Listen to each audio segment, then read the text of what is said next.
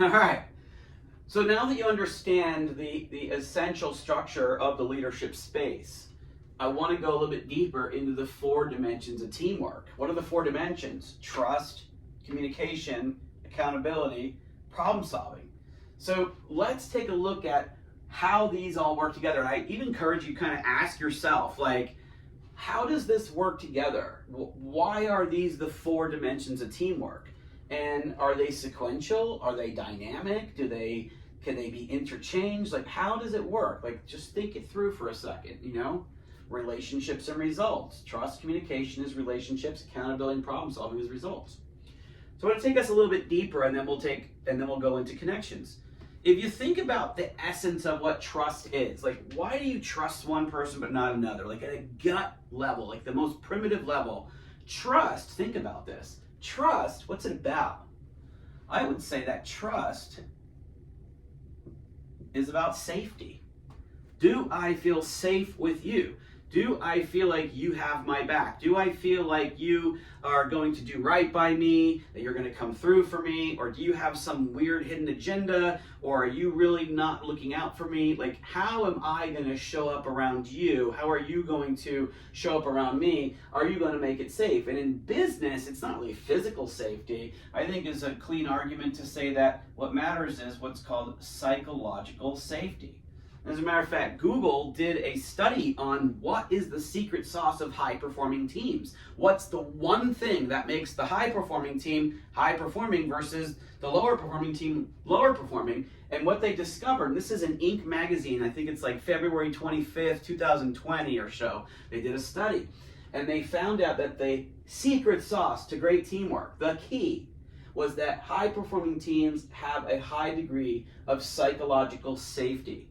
And what does that ultimately really mean to you as a leader? Well, the leader creates the environment inside of which the team operates. So if you're in a meeting, or if you're in a small group, or even one-on-one, but we're talking about a team, so probably in a larger meeting, the leader is the one that sets the tone for the communication, sets the tone for the interaction or the meeting.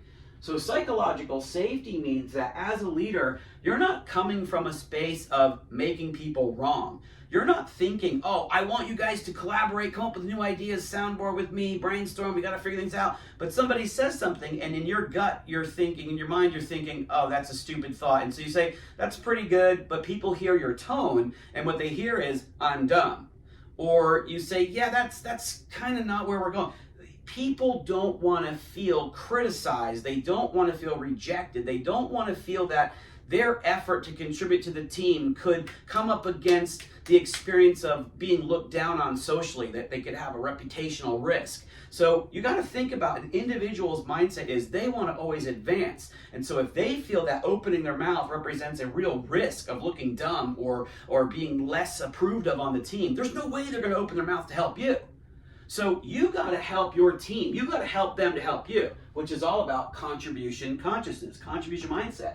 If you want to help your team help you, then the first thing you're going to do is make it safe for them to show up and speak up and collaborate and contribute. So you make the meeting safe. You say, guys, look, we got to get into it today. We want to do some soundboarding. We want to do some problem solving. We got some major things. And look, you know how I am. I want everyone to be able to collaborate. There's no dumb ideas. Look, maybe not every idea is the winner, but we got to find a way. And then in that moment, you make a commitment to yourself that other people are supremely valuable to you. That they can do no wrong. And in that space, you can even say, dude, come on.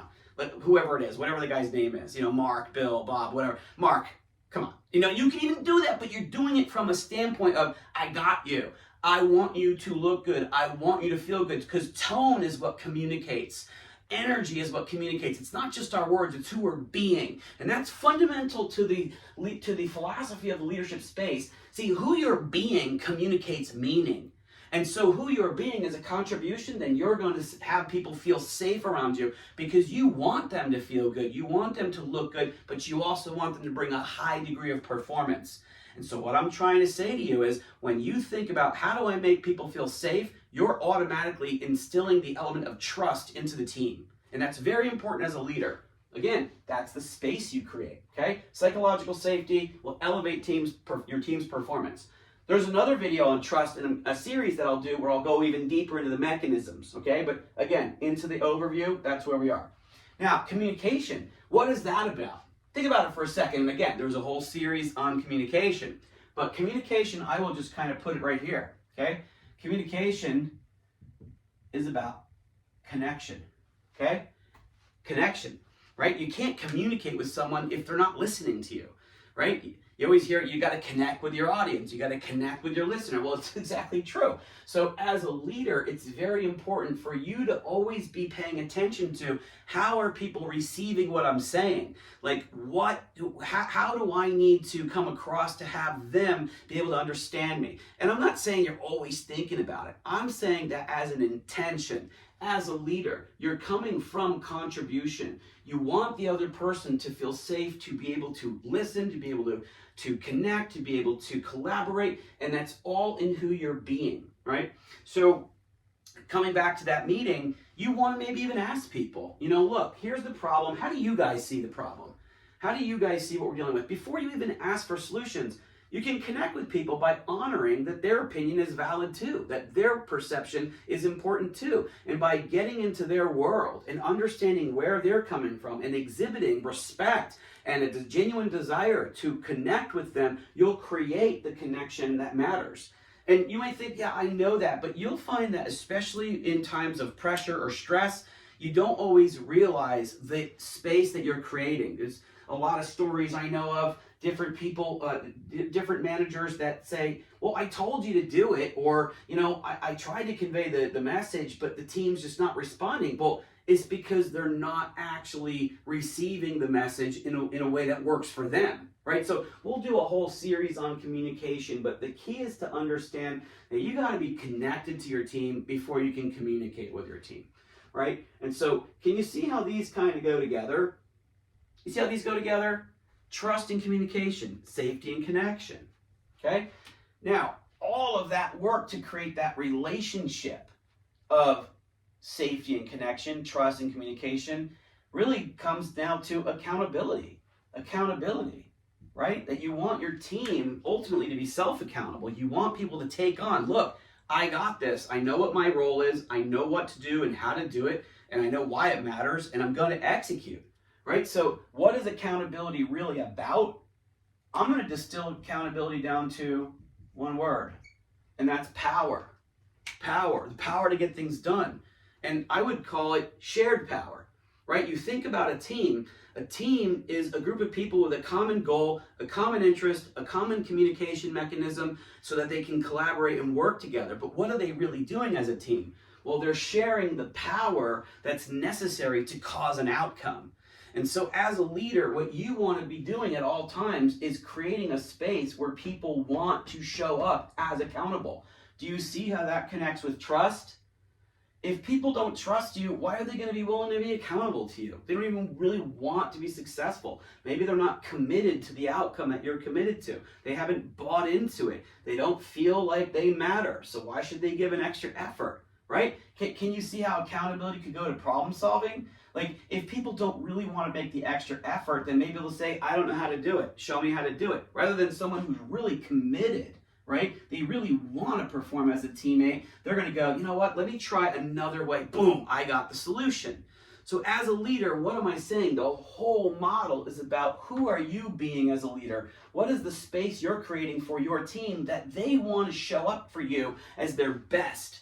Bring their best effort, their best, bring their A game. That's in your power as a leader. Basically, coming back to who you're being. Are you coming from contribution mindset? Are you creating a context that's empowering? Are you choosing a positive hero mindset? Or are you coming from a negative mindset and then bleeding that out to your team through the principle of resonance, which is all in the first book? Okay, so trust, communication. Accountability and communication, how does that go together? Well, communication goes to how do we know what to do? How do we know how to do it? And you'll see in the video on accountability that there's 4 steps of accountability. I'll give them to you real quick, but there's a whole series where I'll dig into each point. So the 4 steps of accountability, if you want to maybe take notes real quick, you can pause the video. But here's the 4 steps, okay? First step is clear expectations. You got to have people know for sure what to do, clear expectations. The second is authentic alignment. Alignment, people got to know, why am I doing it? Because if I don't know why to do it, maybe I won't prioritize it, and then it won't get done. So clear expectations, authentic alignment. What do I do? Why do I do it? The third point, definite execution. All right, I know what to do. I know why to do it, but I don't know how. So you got to, as a leader, know, is this employee the kind of person that I can just delegate something to because they know what to do, right? Or is this someone that I have to kind of coach and guide and direct them because they don't know what to do? You know, they want to do it, but they don't know what to do. And so execution comes down to making sure that the how has been conveyed properly so they can actually have the power to accomplish it, okay? And then the fourth point is absolute follow through. Right? So you want to be able to not only say what to do, clear expectations, why to do it, authentic alignment, when, how to do it, definite execution, but when to do it, and that's absolutely following through. And as you'll see as we get into that deeper in the series, it's really important for you to schedule the follow through so you follow through before the task is done so you can give the support needed to cause the outcome. Because at the end of the day, what do you want to do as a team? You want to cause results. You don't want to delegate something and then just find out they didn't do it so you can hold them accountable. You want to delegate something in a way that is structured to cause the outcome, to cause the result. And that's the whole philosophy of the leadership space. It's about being a servant leader, a transformational leader, and delivering power to your team so they can bring power to the outcome. That's what you want to do. All right, now problem solving. There's probably a lot of different ways that we can distill problem solving. But problem solving ultimately, I guess I'm going to say it has to do with accomplishment. You know, what do we need to do to actually get things done? There's probably a lot of ways that we can distill that, but how do we actually get things done? What do we need to do? If there's an issue of performance, do we need to do coaching, right? If there's an issue of resources, do I need to bring more resources to get to the accomplishment? If there's an issue of a breakdown in accountability, do we need to put in more mechanisms? Do we need to fire someone? I don't know. There's a lot of different ways that we can work through the problem solving quadrant, but ultimately that's all of the preparation we're doing, trust, communication, accountability comes down to, well, what do we need to do to actually execute and accomplish our goal? And having said all that, now you see kind of the overview of this entire model of leadership, which spans 2 different books. And I don't even know how many videos ultimately this is going to be, but my intention is to lay the whole thing out so you can learn everything there is to learn that you could apply to be successful as a leader.